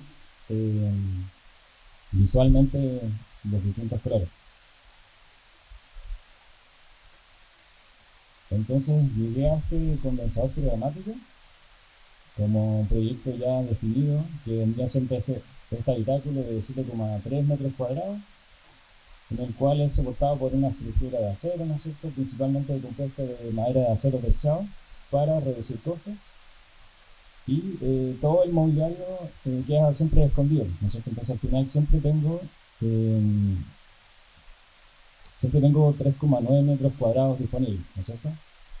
Y cada pared vendría siendo especies de almacenamiento, como lo había planteado anteriormente. Y entonces empiezan a aparecer cada rito con su tiempo en particular. Por ejemplo, en el caso del dormitorio, ¿qué pasa con la cama? La gracia de este habitáculo es que sea flexible, y al ser flexible me permite poder aparecer y desaparecer distintos ritos cotidianos. En el caso del dormitorio sería poder aparecer la cama desde el suelo, ¿no es cierto?, o el escritorio, también desde la pared, acá, no sé, con variantes, no sé, de descanso, el tema que pasa con el comedor, poder, no sé, que este espacio te dé la flexibilidad para hacer distintas actividades. En modo ocio, ¿no es cierto?, que puede haber un proyector y proyectar en el techo, siempre teniendo como ese factor de versatilidad. Y acá también pruebas de iluminación, color.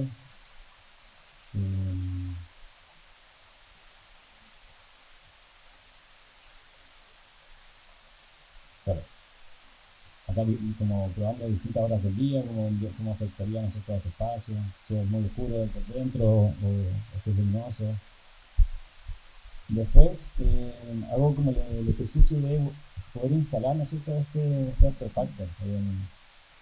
Ya llevaba una situación, ¿no es cierto?, real. Entonces analizo principalmente los barrios universitarios, y dentro de los cuales se enfocan grandes cantidades de pensiones en el Cerro Barón, que está cerca de la Universidad de Católica.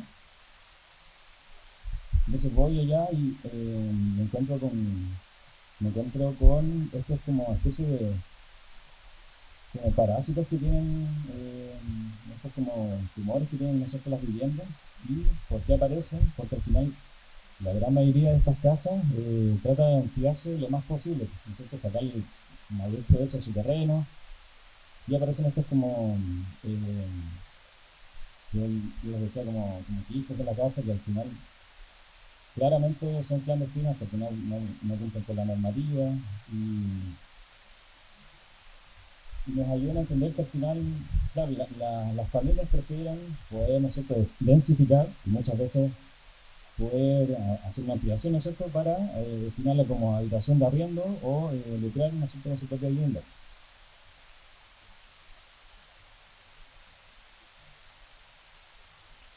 Al final, escojo este caso particular, que es un lote de 20 por 30, en el cual tiene un patio de 75 metros cuadrados. ¿No es cierto? De 20 por 30, perdón, de 130 metros cuadrados disponibles. Este era uno de los casos que aún quedaba patio, porque era un lote de grandes dimensiones, en el cual vivían 3 familias distintas.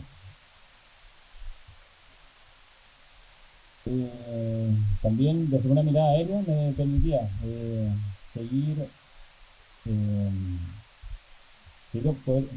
observando, ¿no es cierto?, la condición del patio, de cómo se destina el patio, el lugar como restante, ¿no es cierto?, de la casa que aún sigue disponible, y también poder entender de cierta manera la pendiente, cómo afecta esta al lugar específico.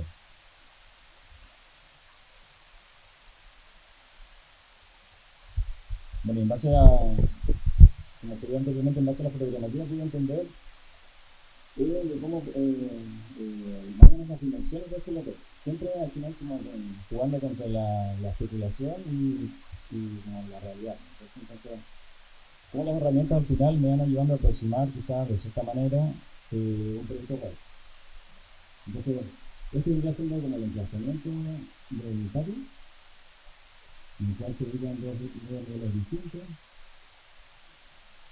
y como yo fijo de manera personal ciertas como condiciones programáticas en base a rasantes, ¿no es cierto?, en base a distintos niveles, en el cual me ayudan a llegar con un volumen teórico. Entonces al final, en base a este volumen teórico es donde se va a insertar este punto en particular.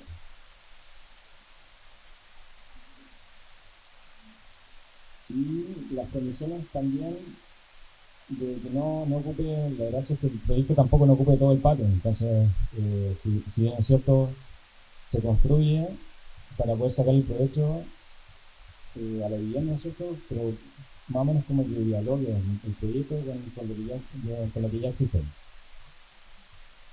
Entonces, genera estas pasarelas perimetrales, las cuales permiten la circulación de los estudiantes, y también de cierta manera como que el proyecto respeta una distancia. Entonces, siempre se deja este espacio libre.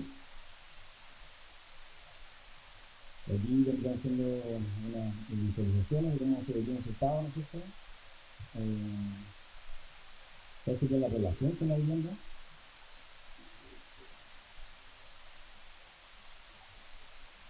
Entonces, de esta manera, el proyecto siempre dependerá de lo existente de la vivienda. Siempre parasitará de los servicios básicos, no sé, de la cocina, del baño, pero da la flexibilidad como de carácter efímero. Esto lo están haciendo como visualizaciones desde el exterior, y como el vecino debería este proyecto. También sería acá desde una vista desde la calle, ¿no es cierto? Entonces al final, después, ¿qué pasa cuando el estudiante decide irse, ¿no es cierto? o llega el verano y ya no se arrienda. ¿Qué pasa si quiero sacar estos módulos porque al final a lo mejor el propietario ya no le interesa, no sé, seguir arrendando de esta manera, pero darle como continuidad al proyecto es que, como especular de qué, más o menos como, qué uso se le puede dar a esta estructura, ¿no es cierto? Entonces también se le podía dar ese uso, no sé, pues de torre de agua, en base a quizás también ya no son módulos habitacionales, sino que son un mirador costero. También podría ser, no sé, una torre de fuegos artificiales, como muy Viña Marina, o también, no sé, con especies de juegos infantiles. Entonces, como a modo de resumen, ¿cuál sería como el propósito del proyecto? Principalmente otorgar un lugar propio y privado al estudiante, que no esté ligado a un tipo de contrato, que no dependa de normativa o legislación por el hecho de ser, no sé, una instalación efímera, y como una estructura modular, de terciado, de fácil ensamble, ¿no es cierto?, y desmontaje. Y como parasita en las instalaciones existentes, igual ayuda a reducir costos como en el proyecto en general. Gracias. Bueno, primero que nada agradecer a los tres expositores y para partir un poco la conversación, algo que me llamó la atención y que me atrajo mucho en las tres presentaciones, y algo que estaba comentándole a Victoria, es esta como insistencia que se puede ver en los tres trabajos. En el fondo, esta especie como obsesión que van apareciendo en los tres casos, de experiencias muy personales, de cosas que se te cruzan en la vida y que quizás nunca pensaste que iban a ser después un trabajo profesional o que se iban a convertir en un algo más, pero en el fondo como este arrojo de tomar los elementos que se te cruzan en la vida, de seguir esos impulsos, esas curiosidades, esas cosas que de repente te hacen sentido a media, pero que después mirando atrás, ahora le decía a Victoria que lindo es volver como a ver la obra hacia atrás y darle sentido. Así que me gustaría saber un poco cómo ven ustedes en el fondo como en su propia práctica, o cómo hacen para detectar estas insistencias o confiar quizás en estos impulsos que se te van cruzando en el camino.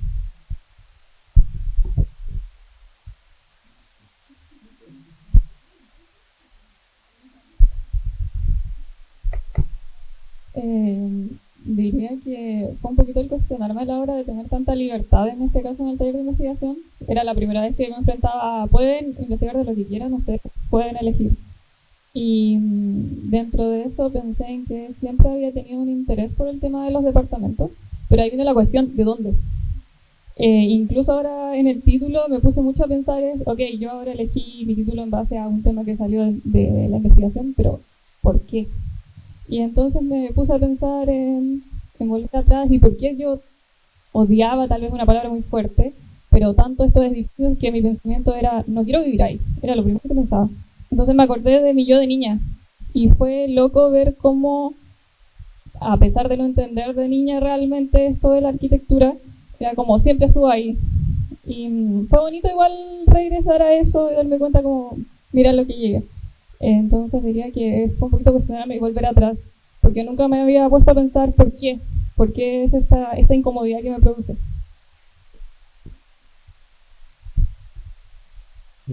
Bueno, en mi caso, como la profe decía, claro, la obsesión es perseguir la obsesión y básicamente obsesionarse con tu proyecto y hasta qué punto uno puede llegar. Siempre como ir y buscar todas las aristas todos los ángulos que puede tener este proyecto. También van apareciendo como distintos aspectos y no solo uno quedarse, por ejemplo en mi caso lo que yo hacía, no solo yo me quedaba en mi casa encerrado con el proyecto, o sea, pues yo iba donde mis compañeros y les mostraba mi trabajo, ¿no es cierto? Y ellos también me dan su perspectiva y eso igual me ayudaba mucho a poder como avanzar, porque a veces uno en este proceso es bastante solitario y como que se bloquea, ¿no es cierto?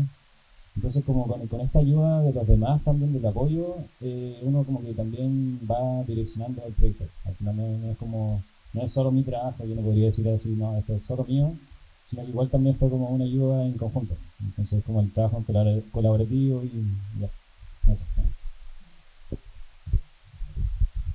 Sí, que quizás como consejo pienso que sobre todo las últimas etapas, porque en un comienzo uno trabaja de manera colectiva, ¿no es cierto? Los talleres son más grandes, los programas son dados, entonces uno aprende, por supuesto estoy de acuerdo de las otras, de los otros, de los referentes, ¿no es cierto? Y quizás cuando uno está en la etapa final, yo pienso que hay que tratar de juntar dos cosas, ¿no es cierto? Que es el trabajo, el rigor, la insistencia. Siempre es un poco padecida la arquitectura. Así que hay que continuar a pesar de todo y pienso que también hay que creer en las obsesiones propias, en los instintos, en lo que a uno le gusta. Yo creo que hay que tratar de... pienso que es muy vocacional la arquitectura, entonces en ese sentido tratar de que para mí siempre ha sido un oficio en expansión, es decir, es muy interesante también pensar que la arquitectura es más que hacer edificios. Hay gente que tiene pasión por el urbanismo y pensar las ciudades, otras que tienen por los territorios y el paisaje y las cosas vivas. En mi caso, claro, más hacia las artes visuales, pero también pienso que la arquitectura siempre ha sido un puente de muchas disciplinas, ¿no? Entonces, creo que en gestión uno podría trabajar, creo que es una bella carrera de formación. Entonces, no frustrarse por, claro, no ser la arquitecta o el arquitecto que hace casas en la playa, sino que pensar que la arquitectura es un lugar de expansión en el que uno puede trabajar en investigación también, por ejemplo. Entonces, detectar las pasiones, las vocaciones y ser muy porfiada y porfiado. Abro la palabra para preguntas, comentarios. Estamos en último año, ya no estamos en primero, así que me imagino que hay dudas. Algo que les llamó la atención. Voy para allá.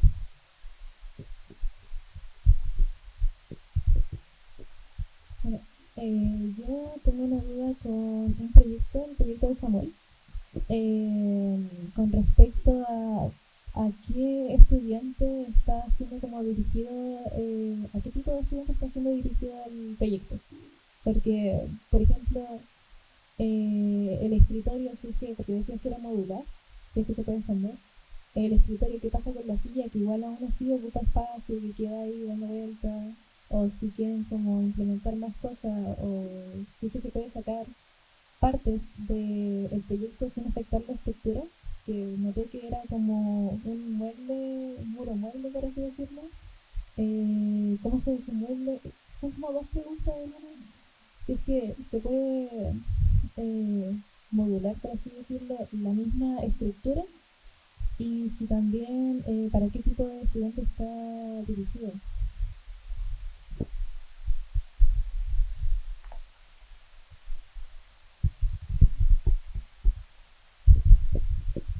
Bueno, igual ese detalle era importante, no sé, el tema de la silla, pero al final este es un proyecto que nunca va a estar como cerrado, o no sé, cerrado o final. Por ejemplo, no sé, habían preguntas como qué pasa, no sé, con el tema del viento, el frío, cómo, si es todo abierto. Al final uno entrega, o en mi caso yo entregué como la base, ¿no es cierto? En base a la base, al final quizás cada estudiante le dará su toque en base a lo que él necesite, ¿no es cierto? O las necesidades. Entonces eso más que nada no es como un proyecto cerrado o concreto, pero sí es como, no sé, poner en mesa cómo sería una especie de especulación, por así decirlo. Entonces, claro, igual esos aspectos siempre van a salir. Uno que quizás quiere dejar todo cerrado, que todo funcione, ¿cierto? Pero quizás no es el caso, o en mi caso no, nunca quise que fuera así. ¿Para qué? Quizás para qué estudiante. Claro, quizás, no sé si principalmente quizás, eh, no sé, en verdad, para el que esté, como me imagino yo como un estudiante jugable, por ejemplo, el que esté destinado, no sé, pues, a lanzarse a la vida y experimentar, como probar. porque es en caso, no sé, de alguien, no sé, no como alguien más jugado, por ejemplo, no como simplemente, no sé, lo siento. Sí. ¿Alguna otra pregunta, comentario? Yo igual quiero poner en relevancia algo que me llamó la atención, en el fondo es esto de hacer sin una agenda final necesariamente. En el fondo, en todos los casos había mucho material que tenía que ver con explorar, con ver posibilidades y no necesariamente, lo voy a llevar al contexto de nuestro taller en 20 minutos, de llevarlo a la entrega. O sea, en el fondo, como no todo producto, no toda exploración tiene un fin específico y quizás no previo, y quizás en el fondo después de explorar, experimentar, eso toma una función, un poco lo que hablabas tú, ¿no es cierto? Como de repente como los cadáveres de una obra pasan a ser la vitrina de otra obra y como una cosa se puede ir reviviendo y con el tiempo uno puede mirar esos materiales de forma distinta. En algún minuto hablaste de los como muchos ensayos y probetas que había que hacer para hacer algo. Y eso también como ponerlo arriba de la mesa de esa confianza, ¿no es cierto? Como de hacer lo que uno siente que hay que comprobar y poner en valor el material que no es final, sino que poner el material de proceso. Y no sé, cómo abordas, en tu caso, por ejemplo, Victoria, cómo abordas los procesos, ¿no? Cómo decides, cómo aparece ese material que después se transforma o en una exposición o en una vitrina. Bonita la pregunta. Es que la arquitectura, creo que la arquitectura es procesual y es bien paradójico porque todas nosotros y nosotras en el fondo, a pesar de que la arquitectura es aquello que se construye y deja fijo, ¿no es cierto? Un poco como lo que decías tú de cada vez tenemos más conciencia, por ejemplo, de los programas abiertos, ¿no? No sé, de iglesias que se transforman en bibliotecas. Pienso que a propósito de tener eso como perspectiva de época, creo que, claro, que en la medida que uno va acumulando experiencia, uno entiende así el proceso, es decir, no adelantarse, no fijar de inmediato. Y también es una cosa un poco instintiva. Por supuesto que la arquitectura también está inscrita en un territorio, tiene mandante, respondes a otro, y eso por supuesto te va construyendo una ruta. No es que uno esté así como en la deriva todo el tiempo, sino que incluso en una instalación uno tiene un museo, ese museo tiene un tamaño, una sala, tú haces levantamientos, mide, hay fecha, es como concursar, ¿no es cierto? Uno concursa y hay un deadline, incluso hay un formato, te sales del formato que afuera, o sea, uno está siempre, quiero decir, estamos en un proceso experimental, pero yo creo que esa ¿cómo decirlo? Ese deadline o ese tiempo lo da el que dependemos de otros, ¿no? Como que no es solo el tiempo personal eterno, sino que, claro, el laboratorio te lo prestan por un tiempo, hay proyectos que cerrar, si es un proyecto Fondesit de investigación o un fondar, o lo mismo, si estoy haciendo una casa, claro, no puedo presentar 25.000 plantas, sino que uno hace una estructura. Entonces, ahora, sin embargo, creo que la arquitectura es proceso, ¿no? Y mientras tratemos de demorar en el buen sentido el proceso, creo que hay mejores resultados que cuando lo hacemos muy desde el escritorio. Entonces, en ese sentido, encuentro muy bonita que hay cosas en común del residuo, ¿no? Como el residuo digital, el residuo de los espacios, el residuo material. En el fondo, como Álvaro Siza decía, por ejemplo, que los arquitectos tenían que ser siempre arquitectas y arquitectos y algo más, y que ese algo más era súper importante, porque construimos ciudades, y las ciudades son maneras en cómo vemos el mundo, ¿no? O sea, también me tomo de la pregunta un poco también en lo que presentaba Sofía al principio con su levantamiento de publicidades, hermoso, que lo amé, me encantó. Y yo no sé si en algún minuto cuando empezaste a hacer ese como clipeo de imágenes y de archivos y en el fondo como a desarrollar esa obsesión, ¿no tenías como claro en qué iba a terminar?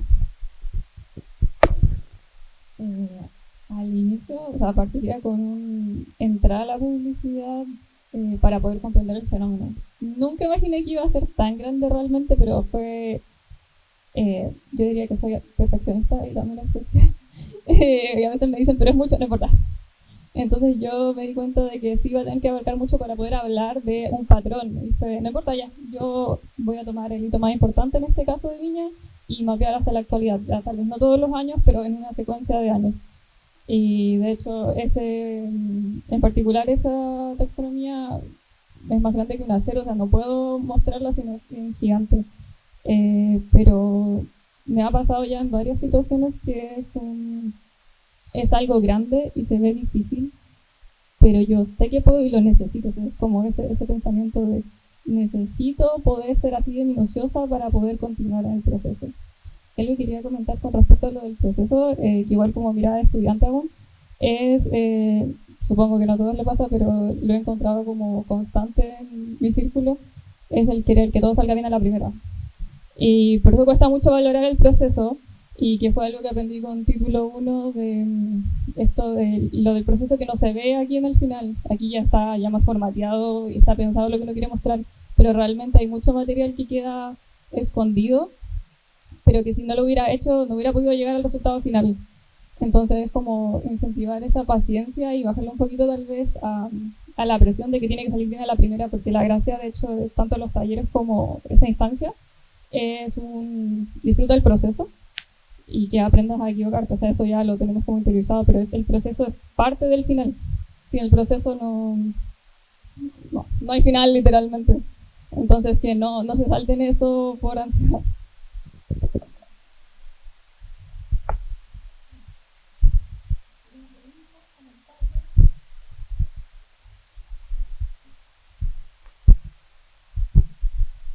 Bueno, yo quería hacer un comentario acerca de la investigación que está haciendo con el tema de los relaves mineros, porque claro, es un problema de actualidad hoy en día.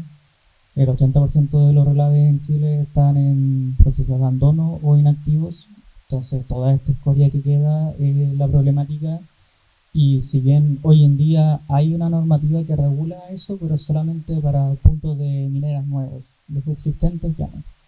Entonces quería saber si que este proceso que estás haciendo lo estás viendo como una manera de exponer esta problemática, o te gustaría hacer como esta experimentación material que has hecho en tus otros proyectos para generar algo nuevo, básicamente. ¿Para dónde va? Escoria. Gracias por tu interés y la pregunta. Siempre cuando uno se mete en otras disciplinas, así como concuerdo que a lo que uno llega es porque también ha descartado, valga la redundancia, mucho material, ¿no? Pero en este caso, el poder poner una pieza en una sala ha significado mucho trabajo de laboratorio, que es como de ingeniería y es de experimentación material dura, muchas planillas Excel, pruebas, comparaciones, etcétera. Entonces, claro, no la pieza final, eso que no se muestra, que es como toda la parte más científica, ¿no es cierto?, es necesaria para poder llegar con una pieza a la sala, ¿no? Y poder como habitar este cuenco. Ahora, claro, es un mar, en el sentido que yo siempre cuando uno se mete en nuevos tópicos, a mí me pasa al revés. En vez de sentir que uno sabe cada vez más, yo me siento cada vez más ignorante. Es decir, al lado un geólogo, de ingenieros y de científicos. En este caso, por ejemplo, es verdad que está la legislación, pero, por ejemplo, el escorial de Puchuncaví Ventana, que yo ahora estoy en paralelo, como esto continúa, trabajando con escorias de distintas mineras, ¿ya? Quería partir con Codelco porque tenía que ver con involucrarse con el territorio, etcétera, y ese es un escorial, una fundición ya cerrada, por ejemplo, y yo estoy trabajando con ese material.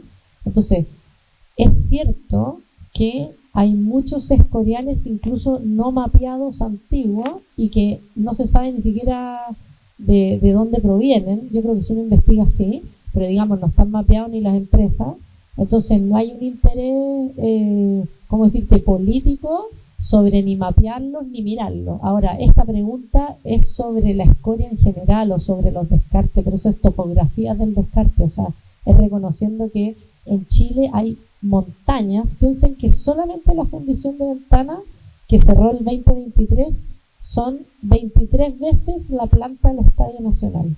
Y eso en superficie, no en volumen. Entonces, claro, estamos hablando de unos volúmenes estratosféricos. Ahora, al mismo tiempo, el hacer, por ejemplo, la exposición, también pone arriba de la mesa el hecho de que, por ejemplo, Chile tiene como plan de aquí al 2050 triplicar la producción de cobre.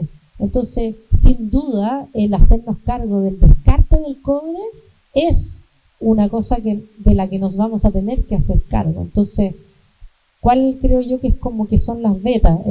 Hablar del tema como lo que hicieron ustedes, medir, fotografiar, traer como ese territorio a esquemas, meterse ¿no es cierto?, en laboratorios de materiales y por supuesto, como bien dices tú, yo creo que esto es algo que no termina ahí, sino que en el fondo seguir investigando y poder colaborar, hacer colaboraciones con otras disciplinas para justamente poder ver, que yo creo que por lo menos los resultados que yo ya he obtenido es poder incorporarlo a la arquitectura, o sea, piezas prefabricadas y hormigones in situ, como las pruebas de resistencia, por ejemplo, que hemos obtenido, nos aseguran que resiste lo mismo que un área natural.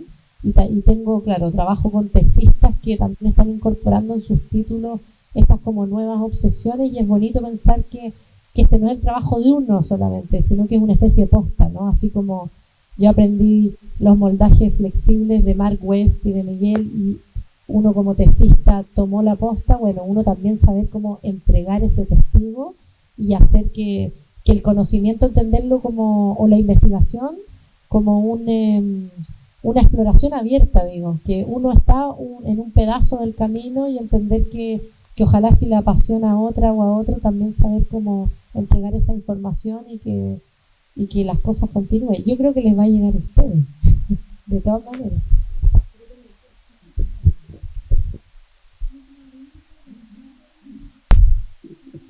Muchas gracias a los tres, muchas gracias a ustedes. Yo creo que tenía como varias cosas anotadas, pero yo creo que lo único que voy a comentar es que creo que hoy día muchas veces nos hace falta como tiempo para. Y esa es una de las razones por las cuales también cambiamos el formato de este ciclo. Eso que en el fondo tiene que ver con lo que decía, con lo que decían de probar, o sea, lo decía muy bien Samuel, estoy probando la luz, estoy probando otra cosa, en realidad cada prueba, lo mismo que decía Victoria, cada ensayo, cada error y cada acierto tiene que ver como con esa producción y esa construcción del conocimiento. Nosotros hicimos un ciclo de charlas sin dibujarlo mucho, pensando, ¿no es cierto?, en ustedes, porque hemos visto, ¿no es cierto?, ciertas como dificultades al momento de desarrollar un proyecto cuando se enfrentan a esa libertad de decir, hagan lo que quieran. Y en ese hagan lo que quieran, cuesta, ¿no es cierto? Esa libertad extrema nos ha costado bastante como hacernos cargo de eso. Entonces, yo solo quería como reflexionar a propósito de la necesidad hoy día de comunicarnos, de la intensidad. O sea, sin duda el tiempo que hemos estado acá es un tiempo de mucha intensidad. Muchas y muchos de ustedes no han tomado el teléfono en mucho rato. Eso yo creo que es un tremendo logro, poder escuchar 3 presentaciones súper intensas. Y eso creo que ojalá que puedan llevarse algo de eso y aplicarlo en sus proyectos. Yo creo que no necesariamente lo que han dicho los 3 exponentes hoy día es algo que van a aplicar directamente, pero yo creo que sí, si uno es capaz de tomar esos discursos, superponerlos, separarlos, tensionarlos, sin duda va a haber algo que van a poder aplicar en sus proyectos. Y van a aprender, ¿no es cierto?, a trabajar de esa forma. Y es lo mismo que pasa con los referentes. Mire, profe, traje este referente porque esto es lo que yo quiero hacer. No es eso. Traigan 3 referentes y dibujen el proyecto entre esos 3, esos 4, los 5, los que quieran. Y referentes de distinto tipo. Pruebas de distinto tipo. Ese arrojo creo que es fundamental cuando hoy día nos enfrentamos a una serie de problemas. El taller planteaba, ¿no es cierto?, temáticas o casos de estudio de interés, ¿no es cierto? De interés social, político, cultural, disciplinar, incluso interdisciplinar. Y eso creo que es un poco la invitación. Así que creo que nada más que agradecerles. Han sido 3 presentaciones muy increíbles. Muchas gracias, Victoria, por aceptar estar con nosotros y dialogar con estudiantes. Para nosotros creo que ha sido una tremenda experiencia. Y nada, pues, así que muchas gracias en nombre de la escuela. Muchas gracias a todos, tan libres.